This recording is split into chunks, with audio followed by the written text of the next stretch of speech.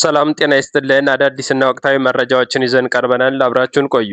በኢትዮ ቱዴይ ዜናችን ትግራይን ለብዙ ዓመታት ሲመራ የቆየው ህወሓት የመፈራረስ አደጋ እንደተደቀነበት፣ አቶ ጌታቸውና ዶክተር ደብረጽዮን ፍጥጫ ውስጥ መግባታቸው፣ የስምረት ፓርቲ ምስረታን እንዲሁም አቶ ጌታቸው ረዳ ዶክተር አብይ አህመድን መዝለፋቸው በመረጃችን ተካተዋል። የትግራይ ክልል ለብዙ ተከታታይ ዓመታት በህወሓት ፓርቲ ሲመራ መቆየቱ ይታወቃል። ፓርቲው በእነዚህ ዓመታት የሀገር ጠቅላይ ሚኒስትር እንዲሁም ከፍተኛ የመንግስት የጦር አመራሮችን ለሀገር አበርክቷል።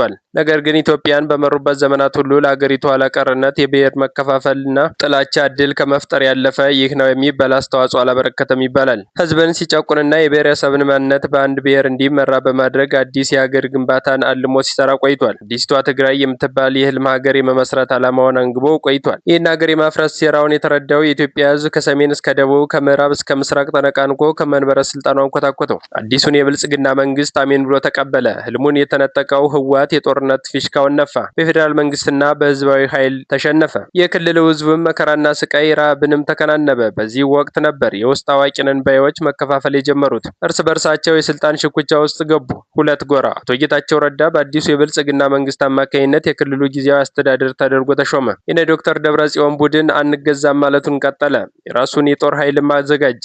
አቶ ጌታቸው ረዳ እንዲገደል ተፈረደበት። ይህን የሰማው ብልጡ ጌታቸው ረዳ የተደረገበትን የኃይል ከበባ በመጣስ ኤርፖርት አካባቢ በነበሩ ጠባቂዎቹ ከሞት ተርፎ አዲስ አበባ ገባ። ፌዴራል መንግስቱም አሜን ብሎ በመቀበል ይባስ ብሎም የጠቅላይ ሚኒስትር ጽህፈት ቤት የምስራቅ አፍሪካ አማካሪ ሆኖ ተሾመ። ይህ በእንዲህ እንዳለ በሰሞኑ የባሌ ጉዞ ላይ ዶክተር አብይ አህመድ ያደረጉት ንግግር ያልጣማቸው ጌታቸው ረዳ የጠቅላዩን ንግግር በማንሳት ስድባቸውን ሰንዝረዋል። በኋላም ያለፉትን ለማንሳት ፈልጌ እንጂ በማለት ስድባቸውን አስተባብለዋል። የኢህአዴግ ወይም የኦህዴድና ህወሓት ሶፍ ዑመር ዋሻ ውስጥ በመሰብሰብ የካቢኔዎችን የልብ ትርታ ለመረዳት የሚያስችል ንግግሮች እንዲናገሩ አድርገዋቸዋል። አብዛኞቹ የውዳሴ ቃላትን ሲሰጡ፣ የተወሰኑት በተለይም የህወሓት ካድሬዎች ጌታቸው ረዳን ጨምሮ ትችት አዘል ንግግርን አድርገዋል። አቦ ሽመልስ አብዲሳ በባቄላ ወፍጮ ንግግሩ እኔስ ከዚህ ዋሻ መኖር ናፈኩ በማለት ገልቱ ንግግራቸውን አሰምተዋል። የህወሓት ማዕከላዊ ኮሚቴ ከሁለት በመከፈል ሁለተኛውን የስምረት ፓርቲ መሰረተ።